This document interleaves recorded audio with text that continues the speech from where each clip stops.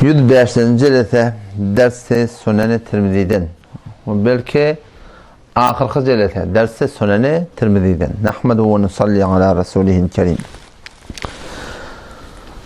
Resulullah sallallahu aleyhi ve sellemin mübarek sözlerinin cehennemin hakkında aydın sözleri. O bir gece son ahirki celesesi Allah Teala tevfik versin karar oldu şemmeden yankı zadu talibini ders alma olduk. An Ebi Hureyre radıyallahu anhu an Resulullah sallallahu aleyhi ve sellem. Hazreti Ebu Hureyre radıyallahu anh ravi Peygamber Huda Aleyhisselam'dan eşçen dadına ihtiya cehennemin hakkında. Gurrun iki tane adam var. İki adam cehenneme şüptürler. Bula cehennemde bulan gıyıkçıyıqçı başka adamlardan farklı. Beter katı gıyıkçıyıqçı yerli diye. Peygamber ayette diye ki Kale inne reculeyni mimmen dekalen nar. İştette siyahahuma. Beter gıyıkçıyıqçı yerli ikisi. Fakal Rabbu Tebareke ve Teala Allah Tebareke ve Teala sonuna yankılan beter edafa gıyıkçıyıqçı. Hemmette yanıp tuğ gıyıkçıyıqçı ya. Ama ikisi beter gıyıkçıyıqçı ya. Allah Tebareke ve Teala ayette diye ahricuhuma. Çıkarın şu iki nefer deyip de cehennemin odundan. فَلَمَّا اُخْرِجَا قَالَ لَهُمَا لِأَيِّ شَيْءٍ اِشْتَدَّ سِيَحَكُمَا Vakti ki cehennemin odundan çıkarıldı diye Allah Tebarek ve Teala'nın huzuruna getiriyorlar. O zaman ne meselin kıyıkçıyınız? Başladığından beterken kıyıkçıyınız.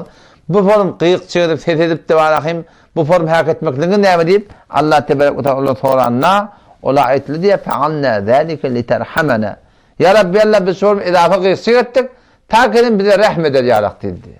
Sondan umidvar olup ya Allah sonra kıyıkçı ettik diye betledi. Feyekulu Allah Tebarek ve Teala sonra ayetti diye ki kâle rahmeti lekuma onun benim rahmetimizin iki neferi deyip diye. Yöne etmelişinin neyme en temteliqa siz barın gidin ve tulqiye enfesekuma haythu kuntume minennar. Eyni evvel cehennemin odunlar nerede olsan benim rahmetimizin iki neferi yöne desturşi barın eyni önkü cehennemde nerede olsan ödün yamaçlarına şöyle oklandı etti. Sonun yankılı uğradılar diye feyulqi ahaduma nefsehu yankılan birden bir çalamcık ödünü cehennemden okla kalam şu en güzel vardı Allah Tebarek ve Teala emrine çünkü Allah Teala'nın aydını edenlik direkti o tarafta ona tavukluk talamatlık vardı kullen cehennemin odunun eserini Huday Teala ayırıp duruşuda ve yakumul ahir fe la yulqi nefsehu o biri durdu diye cehenneme ödünü oklanak Huday Teala bar oklan benim rahmetimizin ikinize deyip de o biri şu başını okku diye Huday Tebarek ve Teala cehenneme ona diye bu diye alak etti diye. Bu biri oklaman berde top tomulttu Allah Tebarek ve Teala sonra soruyor ma mena'aken tulqi nefsek. Sen ne diyordun oklamadın? Onu ayette diye sen yoldaşın adını okku diye sen ne diyordun oklamadın? Onu ya Rabbi Allah la ercu la tu'idani fiha ba'de ma akhrajtani. Ya Allah ben umid ettim ki sen beni çıkardın. Çıkarandın sonra yamaçtan hemen orada oklamarsın deyip ben sonundan umid ettim. Sonundan şimdi ben oklamadım. Senin umidi var varıp Allah Tebarek ve Teala iki nefer aytacak ki benim rahmetim leke ricavuk senin umidin senin için yani niyetini oraya Allah Tebarek ve Teala senin rahmetini salacağına ayt ya yakini. O zaman ikiniz de barın benim Allah'ın rahmeti bilen cennete gidin deyip iki nefer de şoturatında yamaçlardan cennete salacak diye. Yani Huday Tebarek ve Teala ehli imanı şu ta'da çın iman bilen geçen adamları bir en tek bahane bilen en tek bir dağıp bilen ne edecek? Huday Tebarek ve Teala bağışlayacak. Hem sanki geçen hadisi de geçti ki Allah Tebarek ve Teala ehli tevhidi cehennemde yakacak günahlar derekli. O adamlar ikisinden doğru iman bilen gidiptirler. Yani doğru iman bilen gitmek şartta. Şunu okudum ya dün okudum. Mevlana Mehmet Ömer Serbazi rahmetullahi aleyh yankı Peygamber Huda Aleyhisselam'ın yararlarının birine ait ya. O zaman yankı ahir ömrü zavan oğlan birden de malakım yaman yağdaya çıktır. Ölecek. Peygamber Huda Aleyhisselam'ın hemtayilerinin Peygamber Aleyhisselam'a haber veriyor ki falan hemtayamız zavan oğlan ölecek olpeti diline kelime gelen aktı ya. La ilahe illallah gelen aktı. Yani her şey ehli tevhidden şey. O zaman Peygamber yanında vardı diye ne mi oldu? Onu ya Resulullah dilim ağır dilime kelime gelen aktı etti. Yani kelime la ilahe illallah şey yenilecek kelime. Doğdan emirlerine ki aydanda. O zaman Peygamber Huda Aleyhisselam Allah Tebarek ve Teala yüzüyle niye? Ya Allah'ın nimeti var. Nemi müşkili var? Belli oluyor müşkil neylihin demiştik. Neylihin ediyet veriptir. Neylihin getirildi diye adam. Ama neylihin de ettiği şeyle tensinden neymer? Narda mı ona narda? Neyim için narda? Onu en tez zaten çüreyim. Vurdu ben burnumu ağrıttı dişimde de uttiydi. Deyişimde o di. Meşinen narda. Piyasa ona bağışta tenşin diyor. Ben bağışlayacak ya. Bağışta yok bağışlayacak ya. Bağışta bundan oda görecek. Ne moda ben bağışlayacak ya diyen guruna itiyor. Onun sonra gidin odun getirin diye peygamber sen. Odun getiriyorlar. Ne bir takat böyle ne edecek bunu? Onu oda koyacak diye. Sen böyle tutursun bunu ne bu cehenneme giriyor. Ondan sonra şu diyen odunu yakaylayan guruna aydıp Peygamber Aleyhisselam şu nenen yüreğini rehme getirip nene onunla özle otu ben bağışlayın deyiptir. Şu bağışladım diyen yeri şu. Yani adam dili açılıp kelime diline gelip de şu doğrultusunda hakiki iman bilen dünyadan gidiptir. Yani çok konuyanım bir bihut, bir cihet amal etmeyeni Allah Teala'dan umidvar bolmalılar. Belki amal edip umidvar olmak gerek. Peygamber Aleyhisselam bir adam akıllı, bir adam akılsız deyiptir. El-keyyisu men dâne nefsehu ve amile lima ba'del mevt. Akıllı adam ol bir adamı ki men dâne nefsehu. Öz nefsini şeyi kadar pesilttin. Özün hesaba çektin. Ve amile lima ba'del mevt. Ölümden sonra amel ettin. Teyarlık gördün. Şol adam akıllı adam deyiptir. Vel acizu akılsız adam ol bir adamı ki men ittebe'a nefsehu ve heva öz kahişatlarının yedinde. Öz istediğine öyle yaşıyor. Hudayın istediğine işi yok. Hanımadan istediğine öyle yaşıyor. Şeriatın istediğine işi yok. Ve temenne alallah. Yine Huday'dan ne umidi var? Ay Allah bağışlar minnip. Şöyle adama Peygamber Huday'sam akılsız kelleti işlerine akşam deyiptir. Şu önemli deyip günah edip Huday Teala'dan han tamam olmaklık nihayeten bir cüret. O da hayata bir günah biliyor. Bir günahla o yakıp adam mubtala olup dursun tenini. Sen şu ben bazen camada koyuyorum eline sigar koyup o kaygısız onun kaptalını koyup hıyabarlara aynen ketmiyor. Sen de mubtala oluptun sigara, mubtala oluptun nahta, mubtala oluptun tiryeke. Şuna ben hayata bir günahdan mubtala oluptun. Sen mesela günahlan. Hop sen şunu lağal kabattı etsin. Bir yekelikte ya Allah ben mubtala oldum ayrı bilmeyen nun. Temen bağışla diyden. Peygamber Aleyhisselam ne diyor? Kullu ümmeti muafiyen. Ben ümmetimin hemmetin Allah'tan affet edamalı deyiptir. İllel mücahilin. Meğer aşkar günah etiyerler diyor. Aşkar günah etme. Aşkar günah bir ne biliyor musun? Fakkalın mırttın olmasılık. Şimdi aşkar günah biri. Ki bugün kumlar akım olatlar aydılmadığım bizim camiamız arada ben ağam etiyerler doğrun bilizi ağam var da o bana hey tercih hem adamla haram et kerpiyem diye da ben ne mi diyeyim ben dedim. Şu adamla hem haram et kerpiyem bana gen galiye. Ben ne mi dedim haram et kerpiyem ben dedim.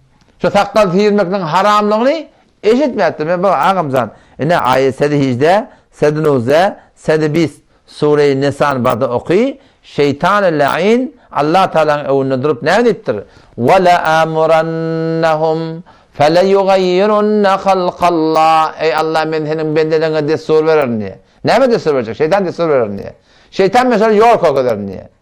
Senin bendelerine yol kokudur. Ne mi yol kokacak? وَلَأَمُرَنَّهُمْ فَلَيُغَيِّرُنَّ خَلْقَ اللّٰهِ Allah'ın yaradanını ütkettiyip ben destur verir diye.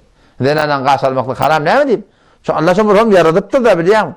Şunu ütketmeklik, Allah'ın yaradanı ütketmeklik. Sen şu an en tezlik dinandan enine kıl olsa burada olsa, dinandan da burada çıkıyor da. Ama sen şu an dal ayır deyip durun. Ne edip ya mı erkek ya? Ayırsana bunun değil diye. Şu erkek takkal, erkeğin kolanı şey değil diye. Şeyden.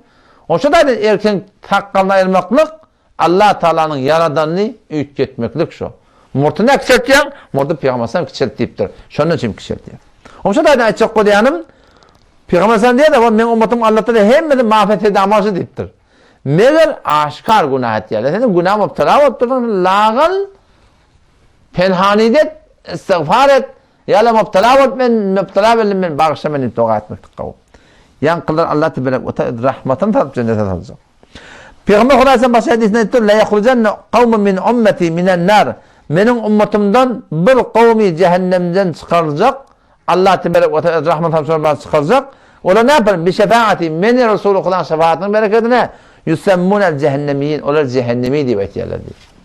Yani bir adamlar ki şu dünyadan fakat imamına gidiptirler, amel hissat yok yani. Amel hissat yok, imamına gidiptirliyor ne?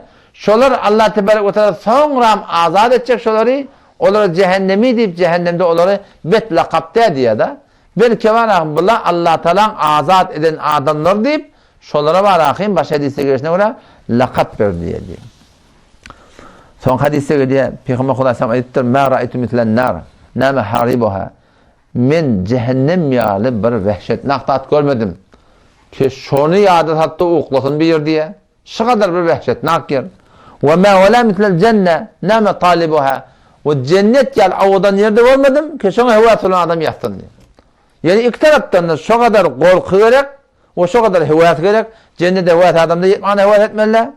Ve cehennemden korkan adamda var o da yani var şundan kaçan adamda yatmana hüviyat etmeliler. Ve iki tane hadis kaldı.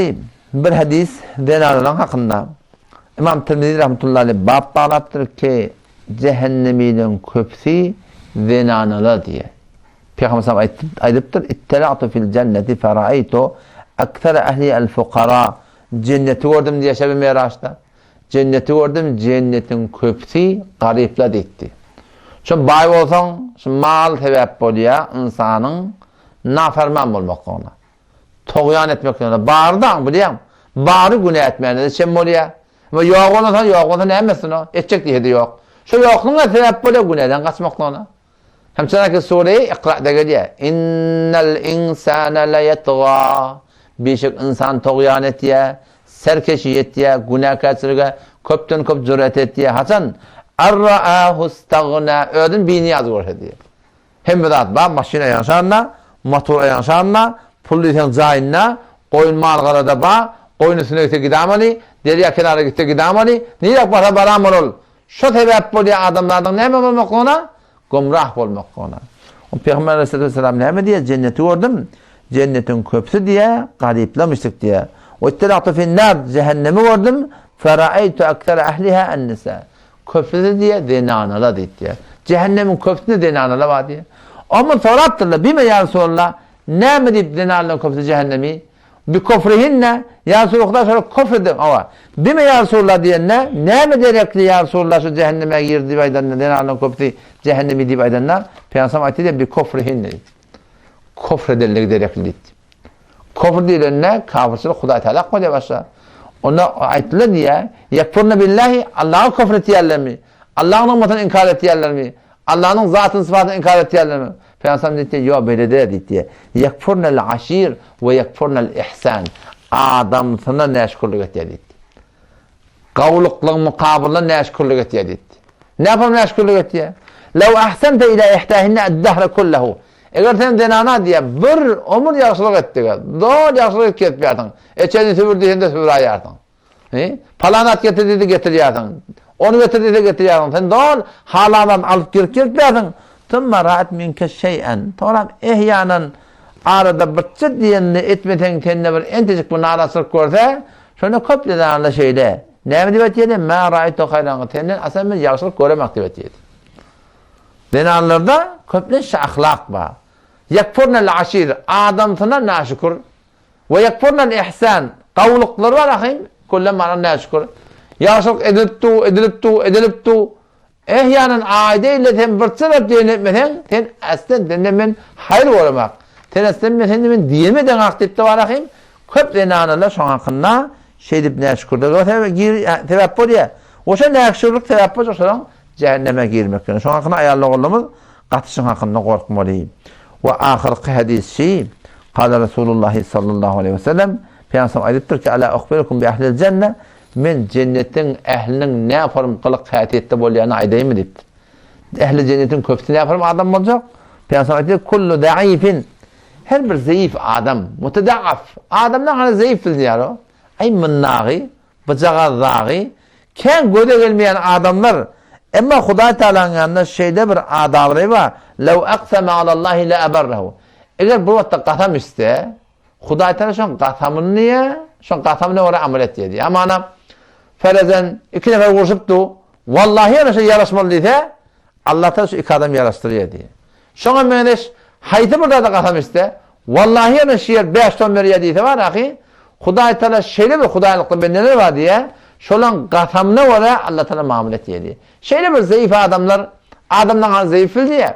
Yine Allah Teala'nın yanında makbul adamlar. Eğer Huda Teala kasam etse Allah Teala şu an aydan ne var işini doğruluyor diye. Sonra bunların ehli cennetin adam diye. Ala ukhbirukum bi ehlin nar. Peygamber Huda Aleyhisselam ayette cehennemilen ne yapalım aydan mı?